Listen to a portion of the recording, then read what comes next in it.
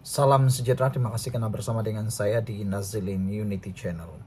Ini berita kematian yang paling menggemparkan seluruh Malaysia dan pastinya keluarga Tun Mahathir Mohamad bersama istri beliau. Muhammad Hashim Ali diberitakan meninggal dunia.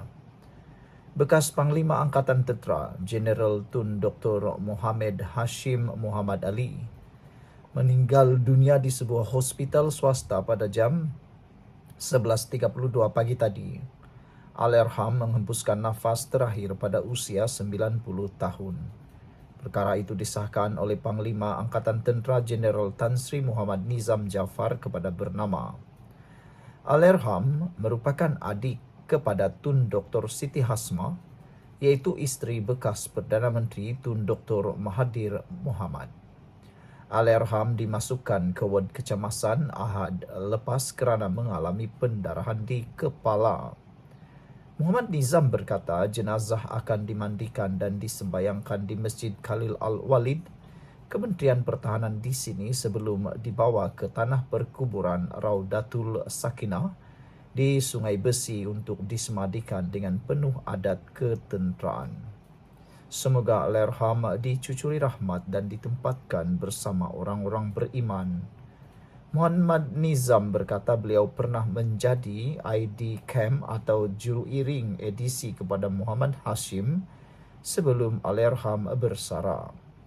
Muhammad Hashim menyertai Angkatan Tentera Malaysia pada 1957 dengan menggalas berbagai jawatan sebelum dilantik sebagai Panglima Tentera Darat pada 1985 dan kemudian sebagai Panglima Angkatan Tentera ke-9 pada 1987. Beliau bersara pada April 1992. Menurut Markas ATM, Allahyarham merupakan antara anak tempatan yang mendapat latihan di Royal Military Academy Sandhurst, United Kingdom sebelum kembali ke tanah air dan ditauliahkan ke Kor Regimen Askar Melayu 1955. Selepas menamatkan perkhidmatan pada tahun 1992, Allahyarham yang lahir di Ipoh Perak kekal aktif menyumbang dalam sektor korporat dan pendidikan termasuk sebagai pengerusi Bumi Putra Commerce Holding Berhad menurut Markas ATM dalam kenyataan.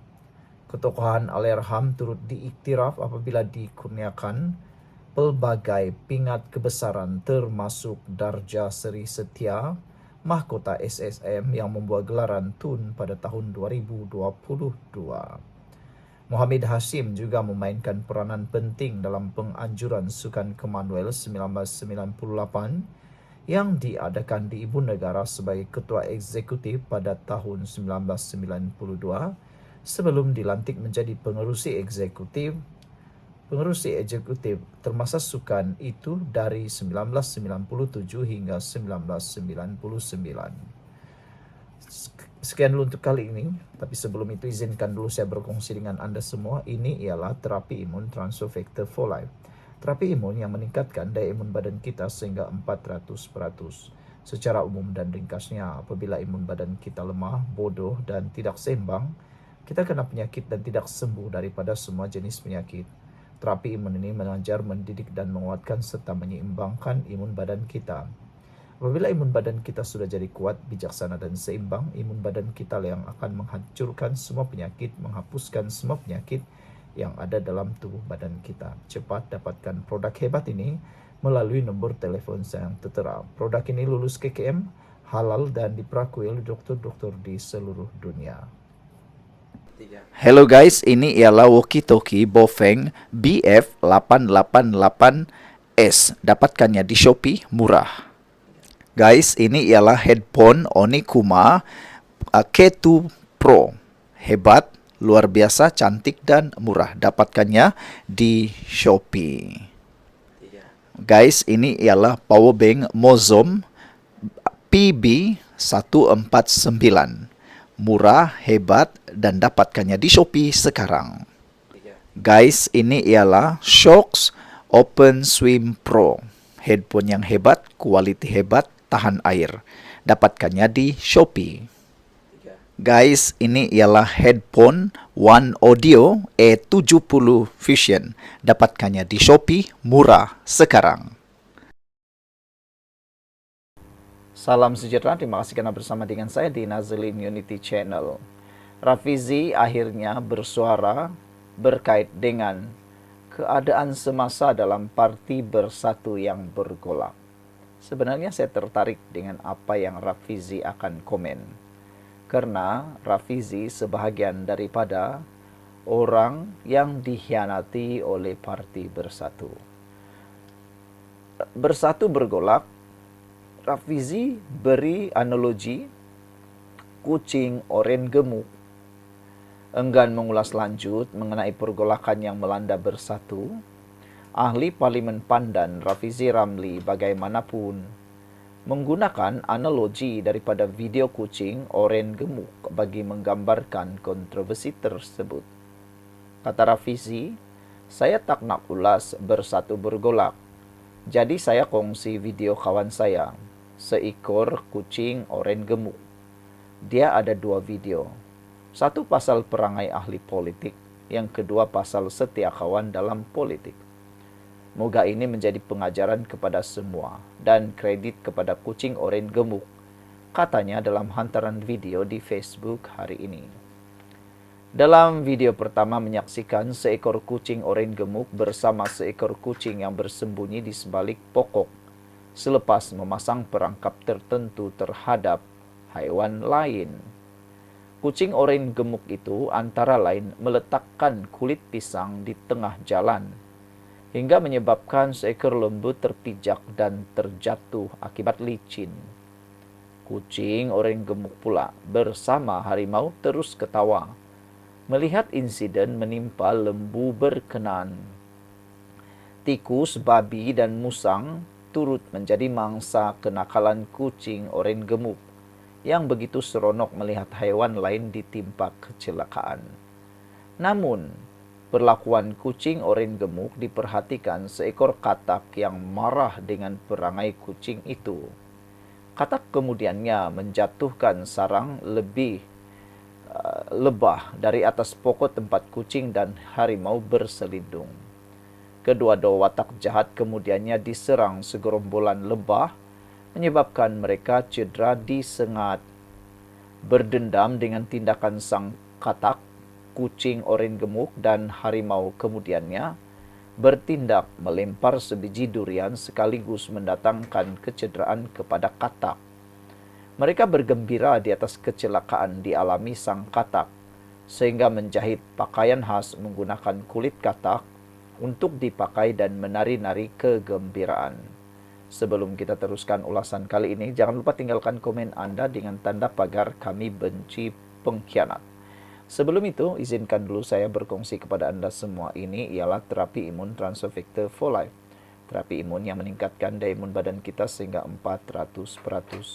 Secara umum dan ringkasnya, apabila imun badan kita lemah, apabila imun badan kita bodoh, apabila imun badan kita tidak lagi seimbang dan kuat, kita kena penyakit dan kita tidak sembuh daripada penyakit, dan penyakit berakar di dalam tubuh badan kita, bersarang dalam tubuh badan kita.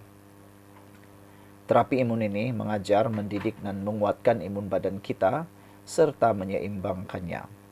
Apabila imun badan kita sudah jadi kuat, bijaksana, dan seimbang, imun badan kita itulah yang akan bertindak menghapuskan semua jenis penyakit yang ada dalam tubuh badan kita. Cepat dapatkan produk yang hebat ini melalui nombor telepon saya yang tertera. Produk ini lulus KKM, halal, dan diperakui oleh dokter-dokter di seluruh dunia. Mungkin ini jawaban yang Tuhan hantar untuk masalah kesehatan Anda hari ini. Saudara-saudara sekalian, apakah lagi ceritanya? Kisah ini menggambarkan, memberi gambaran bahwa watak individu yang jahat, yaitu kucing oren gemuk, yang berselindung di sebalik kekuasaan individu lain, yaitu harimau, dan mereka mengkhianati atau menjatuhkan individu-individu lain. Rafizi memberi analogi tersebut susulan konflik dialami Bersatu selepas ahli parlimen Tasik Gelugur Wan Saiful Wanjan yang menafikan ada gerakan untuk menyingkirkan Muhyiddin Yassin daripada jawatan presiden. Sebaliknya menjelaskan, akuan berkenan SD yang ditandatangani 120 ketua bahagian parti itu sebenarnya untuk menyatakan sokongan terhadap pelan peralihan kuasa yang dipersetujui tahun lalu. Wan Saiful turut mendakwa wujud salah laku membabitkan dua pemimpin parti, yaitu Azmin Ali dan Tun Faisal Ismail Ali termasuk ugutan fizikal serta perang cyber. Menyasarkan Azmin, Wan Saiful malah berkata hubungannya dengan Setiausaha Agung Bersatu itu kejap panas kejap sejuk sejak tahun lalu, dipercayai berkaitan skandal video pada tahun 2019 yang mengaitkan bekas timbalan Presiden PKR itu. Sementara itu, dalam video kedua dikongsi Rafizi, menyaksikan kisah seekor kucing oren gemuk yang baik hati membantu seekor rusa yang cedera. Dia menyelamatkan dan menjaga rusa tersebut sehingga sembuh daripada kecederaan yang dialami, termasuk memberi makan dan minum. Kucing oren gemuk kemudiannya meminta rusa supaya mengajak kawan-kawan atau keluarga rusa yang lain untuk bersama mereka. Si kucing kemudiannya meraihkan sekumpulan rusa dengan jamuan dan minuman keras sehingga mabuk tidak sadarkan diri. Di sebalik kebaikan kucing oren gemuk itu rupanya terselindung niat yang jahat. Sekumpulan rusa akhirnya menjadi mangsa si kucing. Kulit rusa dijadikan pakaian dan daging rusa menjadi santapan kucing oren gemuk. Kisah itu memberi gambaran betapa wujudnya watak individu yang memperlihatkan kebaikan. Namun di sebalik kebaikan untuk dia mempunyai niat tidak baik dan menunggu waktu yang sesuai untuk menikam orang yang memberi kepercayaan kepadanya. Sekian untuk kali ini, jangan lupa tinggalkan komen Anda. Bye-bye.